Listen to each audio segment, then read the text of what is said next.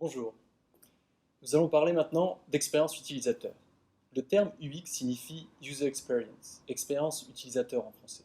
Ce terme a été inventé dans les années 90 par Don Norman, professeur émérite en sciences cognitives de l'Université de Californie à San Diego. L'expérience utilisateur est la qualité du vécu de l'utilisateur dans des environnements numériques ou physiques. C'est une notion de plus en plus courante. Nous utilisions encore récemment les notions d'ergonomie des logiciels et de usability en anglais pour penser des interactions homme-machine.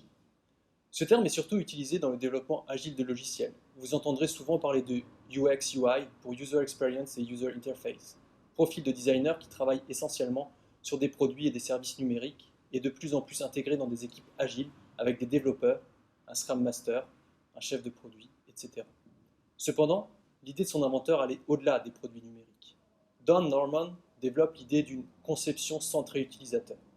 L'idée consiste à considérer l'ensemble des caractéristiques des besoins utilisateurs lors du développement des produits et à faire participer ceux-ci activement à leur processus de conception. Don Norman souhaite ainsi étendre le champ trop étroit de l'usability, afin de couvrir tous les aspects de l'expérience d'un individu avec un produit ou un système. Il dit, et je le cite, j'ai inventé l'expression car je pensais que interface humaine et usabilité étaient trop limitées. Je voulais couvrir tous les aspects de l'expérience d'une personne avec un système, en considérant le design industriel, le graphisme, l'interface, l'interaction physique et le manuel, par exemple. Aujourd'hui, dans l'innovation publique, nous parlons aussi de design de service. Cette notion recouvre aussi l'idée que l'expérience utilisateur, l'expérience d'un citoyen ou d'un agent, doit être pensée de manière complète, globale, de penser à tous les points d'étape du parcours. Nous parlons alors d'une expérience multicanaux, cross-channel en anglais, ou multi-points de contact dans le design de service. Pour vous expliquer la notion de point de contact, prenons l'exemple d'un voyage en train. Lors d'un trajet en train, je dois prendre dans un premier temps mon billet, l'acheter. Cela se fait de plus en plus via des applications smartphone.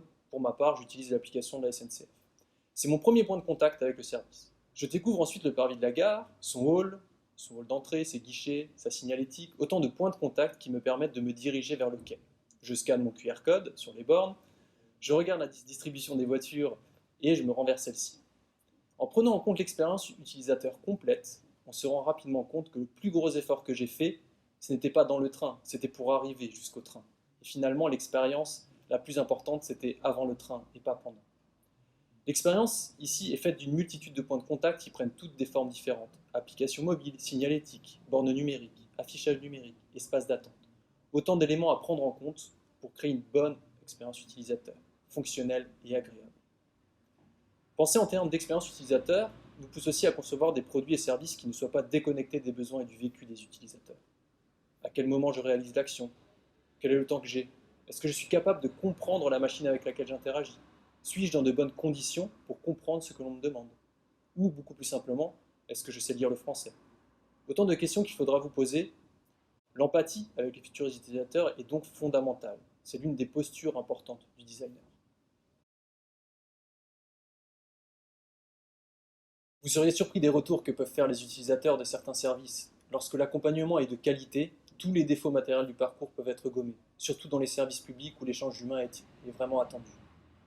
A l'inverse, vous pouvez penser à un parcours utilisateur sur une application qui semble logique, intuitive, sans accroc.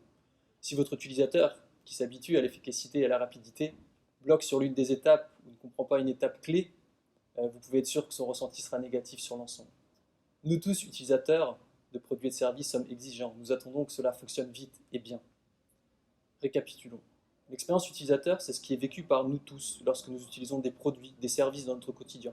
Autant dire que cela a de l'importance. De la machine à café en passant par nos trajets, nos smartphones et notre salle de sport, toute notre journée est rythmée par des expériences qui ont été conçues pour nous faciliter l'accès, pour diminuer la pénibilité ou la charge de travail.